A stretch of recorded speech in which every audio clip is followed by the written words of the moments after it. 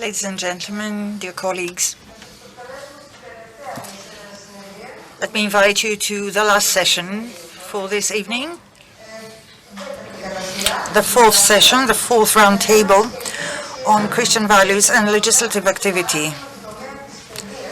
An example from the field of education that will be discussed by our distinguished panelists. Just a couple of words for a kickoff. Christian values. Values, i.e. a set of attitudes and conducts, express the deeper needs of society and are a key component of cohesion. However, they are also a component of culture, given that Greek and Western European culture are founded on shared universal values.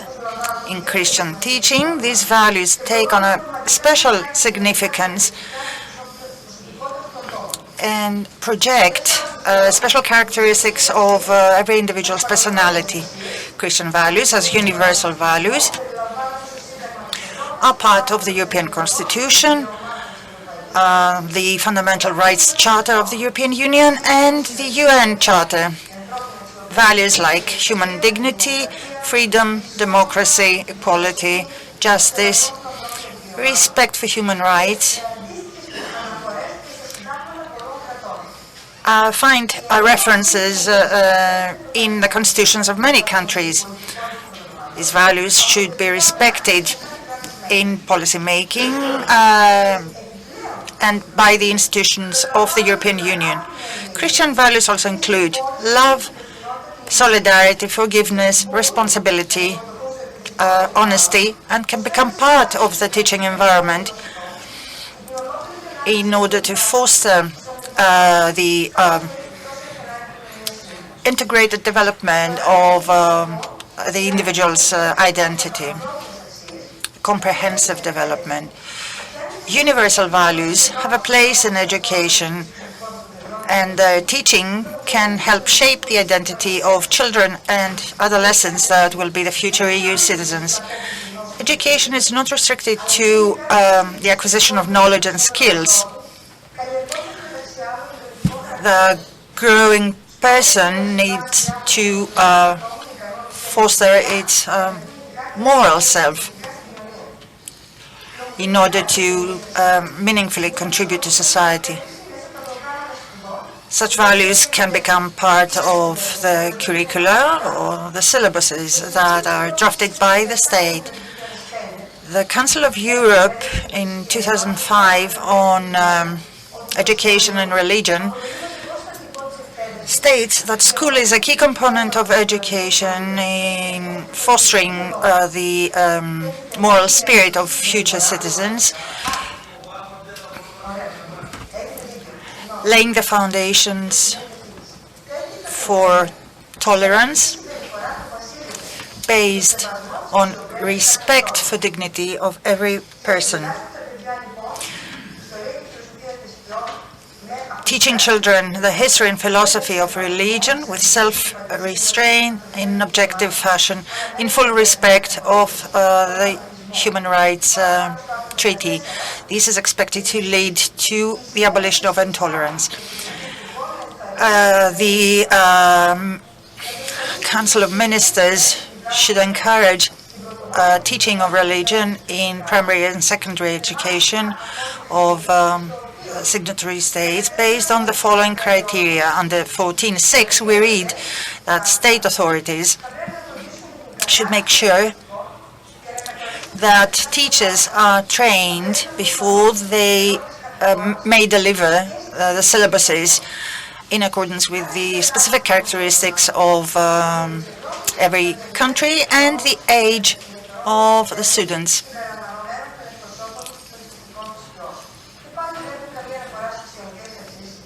Without any specific reference to Christian values. Religious education is an opportunity to teach Christian values. The first syllabuses date back to 1829 in Greece, and religious education is still in place until our days. Last February there was a reform of the syllabus. Let me just mention that the syllabuses state that the orientation of religious education is pedagogical and anthropological purely. This helps the comprehensive development of students' characters and foster the cultivation of the human person as a unique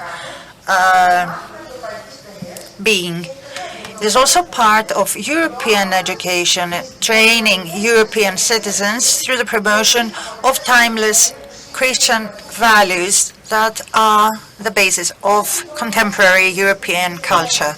Through such religious education, Christian values with full respect for freedom of thought and will, as well as the independence of every student, may foster comprehensive development via consistent values that will become constants in their lives and help shape behaviors. Such a religious education puts forth a new way of life with emphasis on peaceful coexistence against intolerance. Can such a religious education contribute to the development of and the adoption of such values? I will be the co-moderator of this roundtable on Christian values and legislative activity, in the case of education. Let me thank the Interparliamentary Assembly on Orthodoxy for trusting us and entrusting us with this task. I fully agree with the text that was given on the topics of the roundtable, and the focus, as we read, will be on introducing Christian values in the legislative work of parliamentarians. In other words, the extent to which parliamentarians consider the influence of Christian values on society in response to their institutional legislative duties, with a view to a pluralist society of the 21st century. Are politicians familiar with the Christian values, or do they develop defense mechanisms due to inadequate knowledge? In the field of education, references will be made to the relevant legislative initiatives and the dialogue that preceded them. More specifically, whether there was any dialogue, who spoke with whom, and also highlight Christian values as subjects of teaching rather than matters of faith for students. Teaching Christian values in intercultural education is another much debated issue. Many conferences were held where teaching should involve information about denominations or catechism. We are talking about a religious education that will shape the ethos of tomorrow's European citizen. The parliamentarians have an essential role to play in this regard in the substantial contribution of Christian values to everyday political life and legislative work in such a significant field as education. We all know how decisions are made at national parliaments. At the European level, I need to clarify something. At the European Council, when ministers of education are asked to sign a document, the document is finalized. The decision is not made at that time, nor is it drafted at that time. There's a group of people from the delegations of 27 EU member states who work for quite some time before the text reaches the ministers of education. Don't forget, they deal with education, culture, and sports. So the better the experts who are involved take part in these working groups, the more significant issues they can deal with, and the more specific positions they can promote. So the key issue always at the European Commission in the field of education is the split between North and South. The way the North perceives education is completely different. We're in favor of a holistic education. They're in favor of linking university with the labor market. So many compromises need to be reached before we have a finalized text that will be read and signed by the ministers. And then the text is sent to the European Parliament. Sometimes, unfortunately, and this includes Greece, the people working on such documents are not the best possible ones. They're not familiar, they may not be familiar with this particular ministry or ministries overall. This huge problem we're now faced with in relation to CAP is partly due to the fact that we didn't have good people in the working groups. We just had diplomats who attended on behalf of Greece. We had no experts.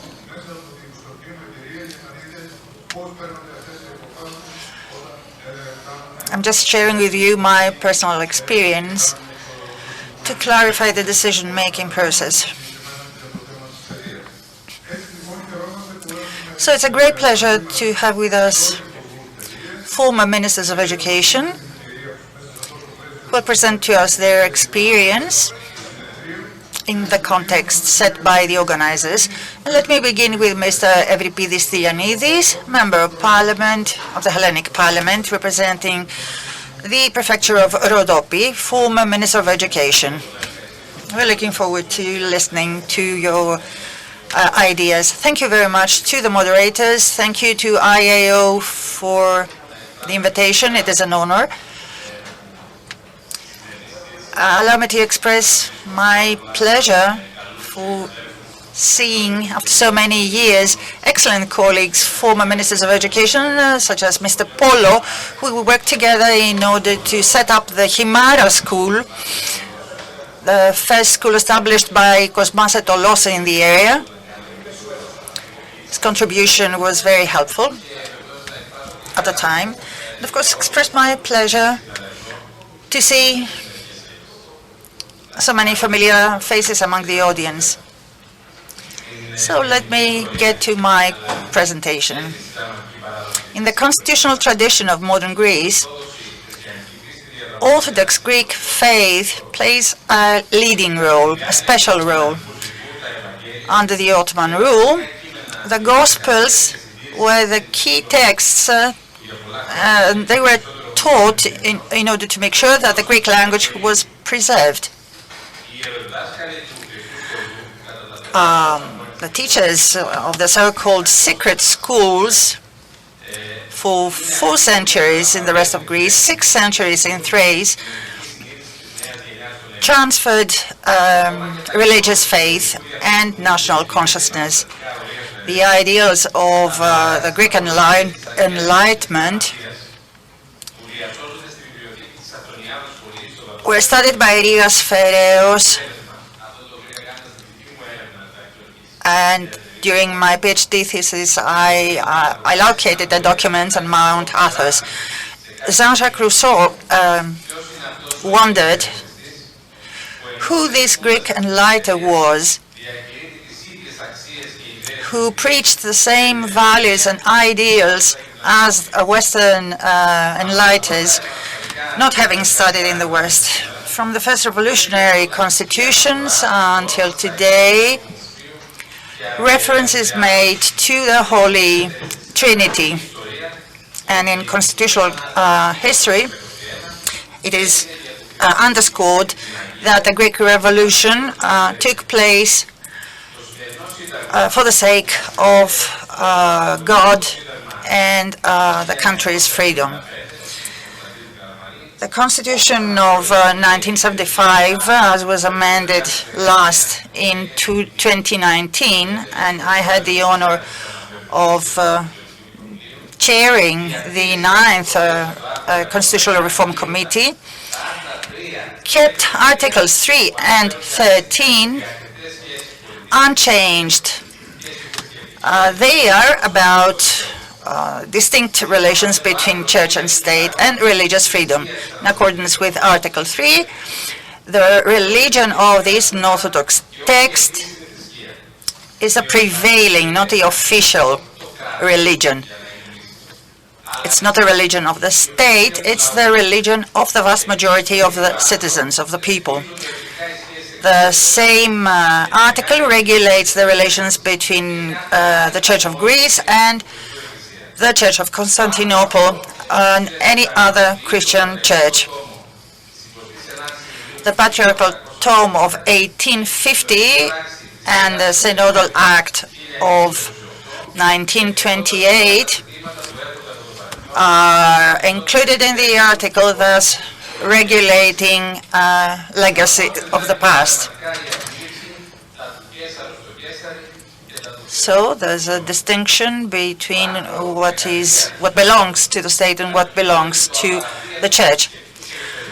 Article 13 provides for the inviolability of religious freedom. The enjoyment of civil rights does not depend on religion in accordance with the European Convention on Human Rights ratified by Greece. The worship of any recognized denomination is free. It is protected by law as long as it does not offend public order, as was the case some years ago with fanatics Wahhabis who self-flagellated half-naked on the Ammonia Square.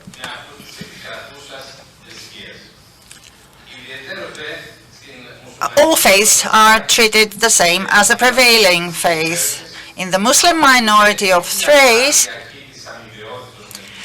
the principle of reciprocity under the Lausanne Treaty of 1923 is naturally respected, and there's also an innovative policy of positive discrimination with quotas for Muslim students in higher education, the appointment of teachers by the Greek state, and so on.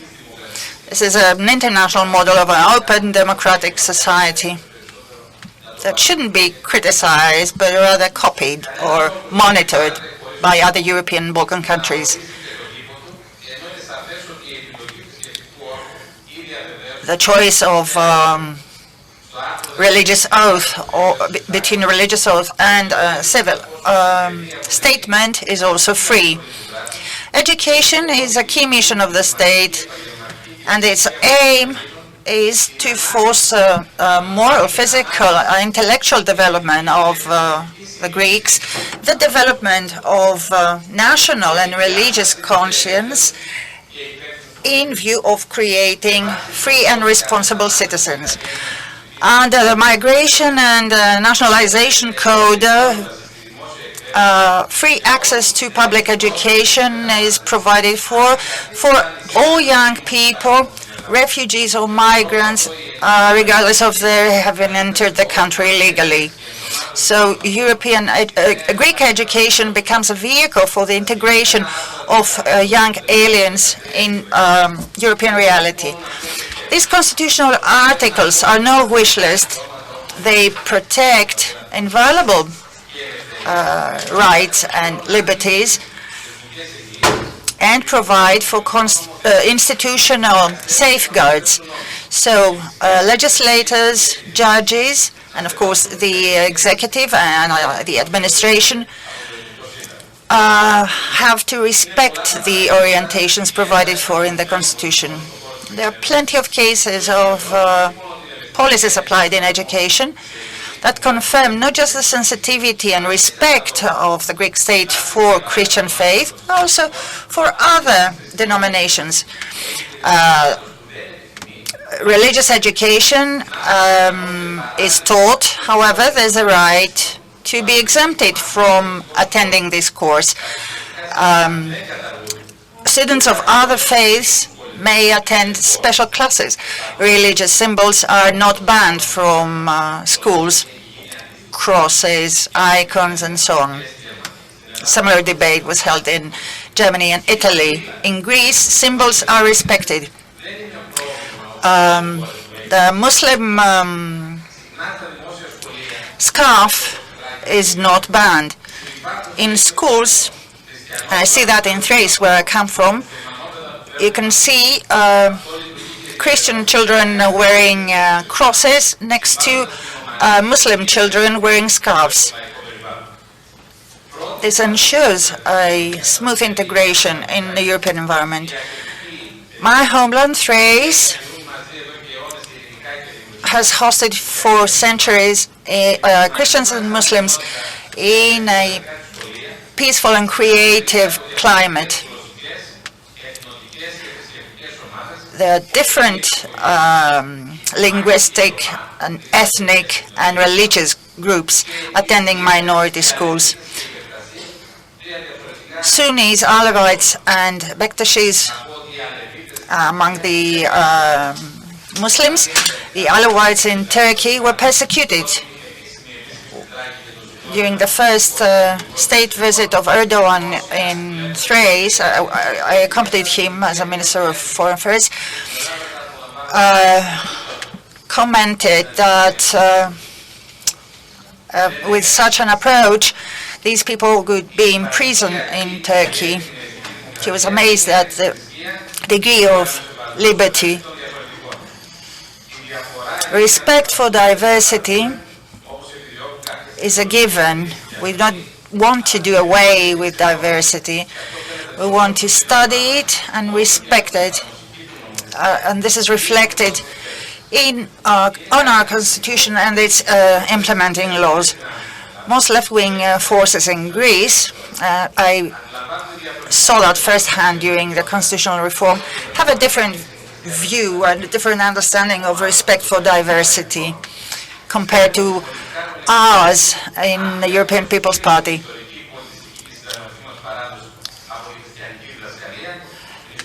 They want to draw a clear dividing line between culture and Christian faith. They're in favor of abolishing any reference to Christian faith. However, their proposals were rejected in 2019 by the majority, considering that we wouldn't be led to a religiously neutral state, but rather to a religiously indifferent state, and this was not the wish of the Greek people. The 1975 constitution proved to be the most enduring in time, in spite of the later reforms. It ensured the longest living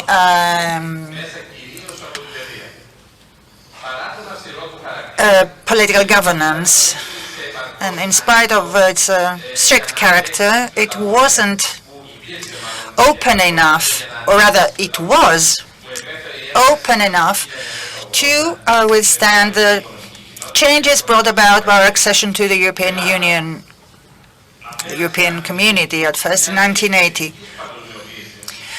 Responding to the threat of aggressive globalization and the phenomenon of McDonaldization that pursues clones among different cultures, resisted and managed to maintain its cultural core as well as its institutional framework, thanks to the flexibility under Article 28 and its interpretation, voted in 2001 on a European interpretation of the Constitution.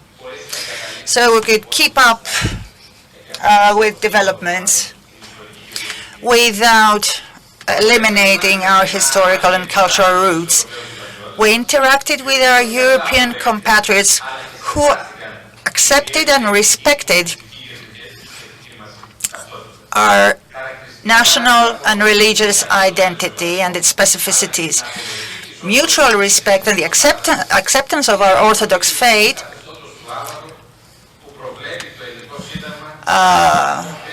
is reflected on the approval of the tradition of Avaton of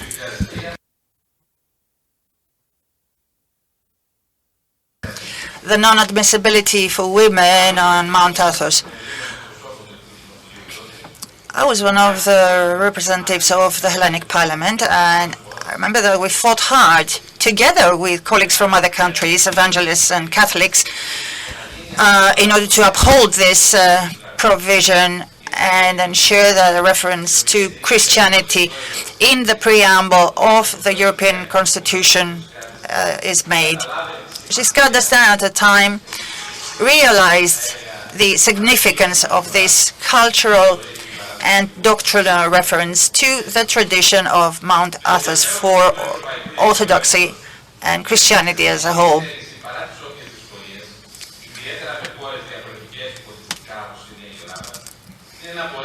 What is interesting in the case of culturally diverse countries is to manage to create a European cultural identity that will not do away with specific traditions, but rather achieve a synthesis of common elements that will give shape ultimately to the European identity.